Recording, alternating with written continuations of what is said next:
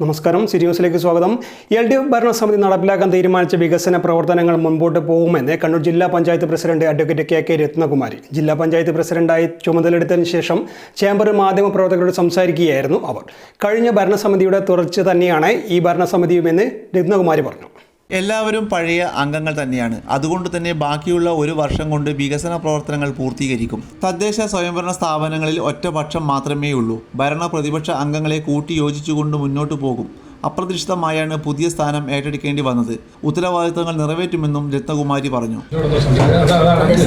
സംബന്ധിച്ചിടത്തോളം പ്രസിഡന്റും മാറി എന്നത് മാത്രമേ ഉള്ളൂ. ഭരണസമിതി അംഗങ്ങൾ എല്ലാവരും അതേ ആളുകൾ തന്നെയാണുള്ളത്.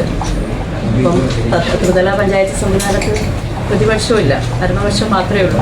അപ്പോൾ എല്ലാവരും കൂടി ചേർന്നുകൊണ്ട് നമ്മൾ തുടർന്ന് വരുന്ന പദ്ധതികൾ പൂർത്തീകരിക്കുക എന്നുള്ളതാണ് ലക്ഷ്യമിടുന്നത്. ഞങ്ങളുടെ കാഴ്ചപ്പാട്, ഈ ഭരണസമിതിയുടെ കാഴ്ചപ്പാടും ജില്ലയുടെ സമഗ്രമായ വികസനമാണ്.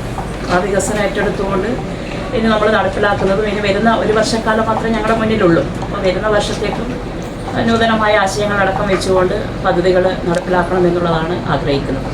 പോലീസ് മാധ്യമങ്ങളെ തടഞ്ഞത് മുഖ്യ വരണാധികാരിയുടെ നിർദ്ദേശപ്രകാരമാണ്. ഈ കാര്യത്തിൽ തനിക്കൊന്നും പറയാനില്ല. മുൻ ജില്ലാ പഞ്ചായത്ത് പ്രസിഡന്റ് PP ദിവ്യ തെരഞ്ഞെടുപ്പിൽ പങ്കെടുക്കാത്തത് ജാമ്യ വ്യവസ്ഥയിലെ നിയന്ത്രണങ്ങൾ കാരണമാണെന്നും രത്നകുമാരി പറഞ്ഞു. ജില്ലാ പഞ്ചായത്ത് പ്രസിഡന്റായി ദൃഢപ്രതിജ്ഞയെടുത്താണ് അവർ മുഖ്യ വരണാധികാരിയായ കലക്ടർ അരുൺ K. വിജയന് മുന്നിൽ സ്ഥാനമേറ്റെടുത്തത്. ഇന്ന് രാവിലെ 11 മണിക്ക് തുടങ്ങിയ തെരഞ്ഞെടുപ്പ് പ്രക്രിയകൾ 45 മിനിറ്റ് നീണ്ടുനിന്നു. പരിയാരം ഡിവിഷനിലെ അംഗമാണ് രത്നകുമാരി.